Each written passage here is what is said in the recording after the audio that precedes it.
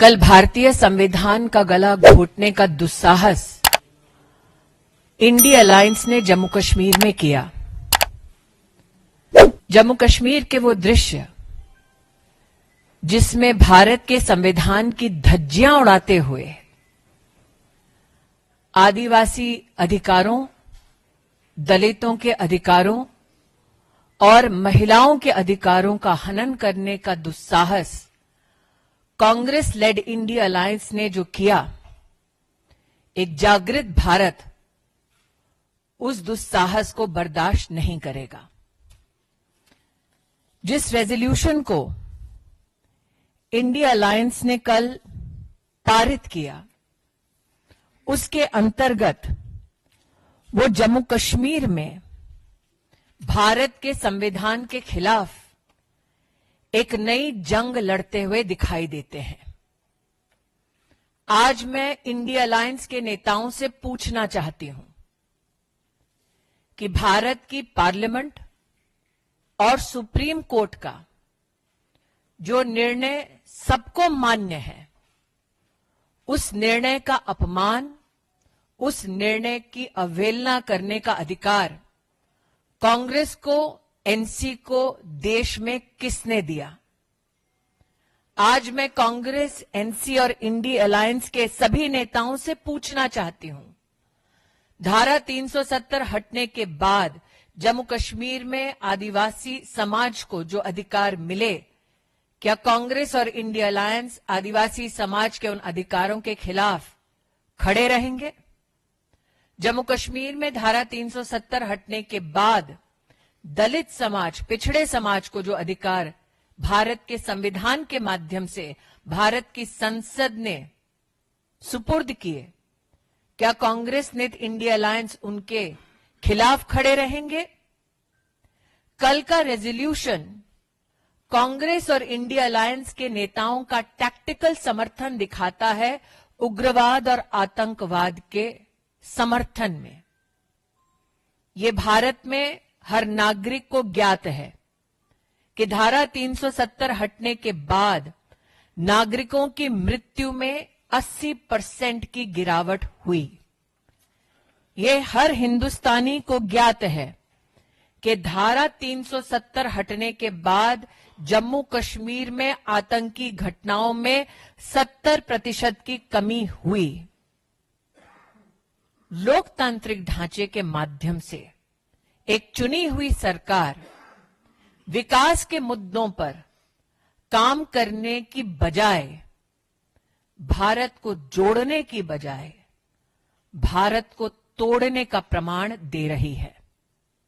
मैं India alliance के सभी नेताओं को, देश के नागरिकों और भारतीय जनता पार्टी के कार्यकर्ताओं के माध्यम से आश्वस्त करना चाहती हूं कि संसद द्वारा पारित धारा 370 पुनर्स्थापित नहीं होगा और जम्मू कश्मीर को भारत से बांटने का उनका ये प्रयास कामयाब नहीं होगा।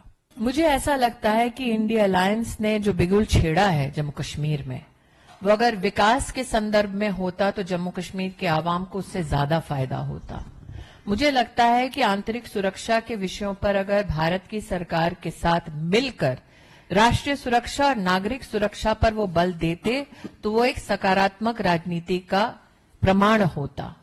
इस प्रकार के रेजोल्यूशन को पारित कर वो भारत के संविधान, भारत की संसद, भारत की सुप्रीम कोर्ट के खिलाफ एक अपना स्टैंड लेकर जम्मू कश्मीर के आवाम को, जो शांति प्रिय है, जो विकास पसंद है, उनको क्या संदेश देना चाहती है? मैं पुनः कहती हूं कि इंडिया अलायंस के नेता आवाम के लिए नहीं, अपने स्वार्थ के लिए, अपने लिए स्पेशल स्टेटस चाहते हैं ताकि पुनः जम्मू कश्मीर की तिजोरी को वो लूट सके।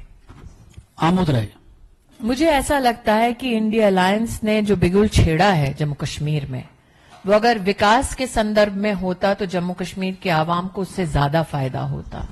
मुझे लगता है कि आंतरिक सुरक्षा के विषयों पर अगर भारत की सरकार के साथ मिलकर राष्ट्रीय सुरक्षा और नागरिक सुरक्षा पर वो बल देते तो वो एक सकारात्मक राजनीति का प्रमाण होता। इस प्रकार के रेजोल्यूशन को पारित कर वो भारत के संविधान, भारत की संसद, भारत की सुप्रीम कोर्ट के खिलाफ एक अपना स्टैंड लेकर जम्मू कश्मीर के आवाम को, जो शांति प्रिय है, जो विकास पसंद है, उनको क्या संदेश देना चाहती है। मैं पुनः कहती हूं कि इंडिया अलायंस के नेता आवाम के लिए नहीं, अपने स्वार्थ के लिए, अपने लिए स्पेशल स्टेटस चाहते हैं ताकि पुनः जम्मू कश्मीर की तिजोरी को वो लूट सके। देखिए, अगर उनकी बात में इतना दमखम होता तो भाजपा के विधायकों के साथ हाथापच्ची करने की कोई जरूरत नहीं थी। अगर जिस विषय पर वो जम्मू कश्मीर का विकास चाहते थे, शांतिपूर्वक तरीके से वहां पर असेंबली में चर्चा हो सकती थी। और जहां तक धारा 370 को पुनर्स्थापित करने की बात है, मैं नहीं जानती कि उमर अब्दुल्ला ने क्या स्टेटमेंट दिया है, लेकिन अगर इतनी हिम्मत थी तो आज मैं उन्हें चुनौती देती हूं कि झारखंड और महाराष्ट्र में जाकर ये बोल दें किसी मंच से। मैं पुनः कहती हूं, प्रस्ताव की एक प्रति मेरे हाथ में है। पहले तो इस प्रस्ताव में वो खुद ही बचे हैं। कॉन्स्टिट्यूशनल गारंटी की बात कर रहे हैं, जिसका विश्लेषण मैंने दिया। कॉन्स्टिट्यूशनल मैकेनिज्म्स की बात करते हैं, जिसके ऊपर मैं चर्चा करने को तैयार हूं। राइट्स और आइडेंटिटी के बारे में अभी अभी आमोद जी ने प्रश्न कर लिया है। तो ऐसा क्या है जो भारत के संविधान ने, भारत की संसद ने, भारत की सुप्रीम कोर्ट ने जम्मू कश्मीर में वर्तमान में लागू नहीं किया है? लेकिन अगर विषय में खुद में इतना ग्रेविटास था तो मुख्यमंत्री अथवा एक असेंबली ऑफ पीपल में भारतीय जनता पार्टी के जनप्रतिनिधियों के साथ हाथापाई करने की क्या जरूरत थी? बात में वजन नहीं है, बात विकास के मुद्दों से ध्यान भटकाने के लिए किया गया था। लेकिन आप अगर अपने मुद्दों से ध्यान भटकाने के लिए ऐसा दुस्साहस करते हैं, उसकी तर्ज पर आप भारत को तोड़ने का दुस्साहस करेंगे। अगर कांग्रेस की ये मान्यता है तो प्रचार में जहां जहां कांग्रेस के मुखिया जा रहे हैं, झारखंड में, महाराष्ट्र में, बोलकर तो दिखाएं। वो क्यों बच रहे हैं? उन्हें खुद प्रेस कॉन्फ्रेंस करनी चाहिए, देश को अवगत कराना चाहिए कि हां, वो चाहते हैं कि देश बटे।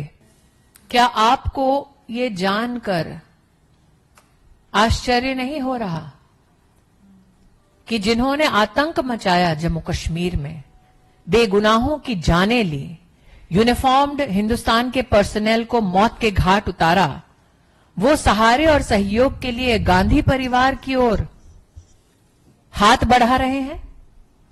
इस सभागार में जितने नागरिक आज इस प्रेस कॉन्फ्रेंस को देख रहे हैं, देश के हर मीडिया ऑर्गेनाइजेशन का पत्रकार है, कैमरा पर्सन है, साउंड पर्सन, टेक्नोलॉजिस्ट है। हम में से कोई भी हिंदुस्तानी क्या किसी आतंकवादी या आतंकवाद के समर्थन में कही हुई बात का समर्थन करेंगे? क्या किसी भी आतंकवादी का इतना साहस होगा कि आप में से किसी हिंदुस्तानी को संपर्क करके कहे, भाई मेरी बात पहुंचा दो देश की संसद में? नहीं, क्योंकि वो भी जानते हैं कि आपके लिए आपका देश सर्वोपरि है। तो ऐसा क्या है कि आतंक फैलाने वाले अब कांग्रेस से सहारा मांग रहे हैं? देखिए, भारत सरकार में जब तक नरेंद्र भाई के नेतृत्व में हम अपनी सेवा दे रहे हैं, वी आर कॉग्निजेंट कि हमें विकास के पथ पर अग्रसर रहना है। जम्मू कश्मीर के आवाम को भी यही, मुझे लगता है, इच्छा उन्होंने व्यक्त की है। इस प्रकार के रेजोल्यूशन विकास के मुद्दे से न सिर्फ ध्यान भटकाते हैं, बल्कि आंतरिक सुरक्षा और उग्रवाद की जननी धारा 370 के प्रति कुछ भारत विरोधी ताकतों के हौसले भी बुलंद करते हैं। मैं सरकार की प्रतिनिधि के नाते आज यहां उपस्थित नहीं हूं, भाजपा की प्रतिनिधि के नाते इस मंच से भाजपा कार्यकर्ताओं की ओर से आपको आश्वस्त करती हूं कि देश भर में अगर कांग्रेस और इंडिया अलायंस ने दुस्साहस किया तो हम देश के नागरिकों के साथ एकजुट होकर मुंह तोड़ जवाब जरूर देंगे, ताकि जम्मू कश्मीर जो आज विकास के पथ पर अग्रसर है, जहां पर पत्थरबाजों की संख्या बिल्कुल खत्म हो चुकी है, वहां पर आतंक अपना सर दोबारा ना उठाए। देखिए, मैंने कल भी कहा था, आज भी कहती हूं कि इंडिया अलायंस से आप महिला के सम्मान की अपेक्षा अगर अभी भी करते हैं तो वो थोड़ा सा आपकी ओर से एक नॉविस वाला व्यवहार होगा। हम सब जानते हैं कि इंडिया अलायंस ने जब जब मुद्दों के आधार पर राजनीति करने में मुश्किलातों का सामना किया है, तब तब वो महिला जनप्रतिनिधियों के खिलाफ इस प्रकार की ओछी बातें करते हैं। मेरा ये मानना है कि भारतीय लोकतंत्र को सहयोग तब मिलता है जब हम मुद्दों के आधार पर राजनीति करते हैं। तो एक महिला प्रतिनिधि को नीचा दिखाने की बजाय अगर इकोनॉमी, इंफ्रास्ट्रक्चर, एजुकेशन, हेल्थ जैसे मुद्दों पर वाद विवाद हो तो उससे देश का भी भला होगा और वोटर का भी। मैंने पहले भी कहा था शायद आपसे ही, हिंदुइज्म और हिंदुस्तान पर हम उनसे समर्थन की अपेक्षा नहीं कर सकते, लेकिन हां, कहीं ना कहीं इस बढ़ती ताकत को देखकर अब शायद वो भी मजबूरन चुप्पी साध रहे हैं। अब उस पर तो चुप्पी साध ली उन्होंने, लेकिन आज मेरा मानना है कि जम्मू कश्मीर में जो रेजोल्यूशन पास हुआ, अगर वाकई में उस पर उनकी आस्था है तो थोड़ा उस पर कुछ बोलकर दिखाए ना, उस मंच पर जहां पर वीर सावरकर जी की स्मृति में गीत गाए जाते हैं। जो दूसरों के सहारे अध्यक्ष बनते हैं उन्हें दूसरों पर टिप्पणी नहीं करनी चाहिए।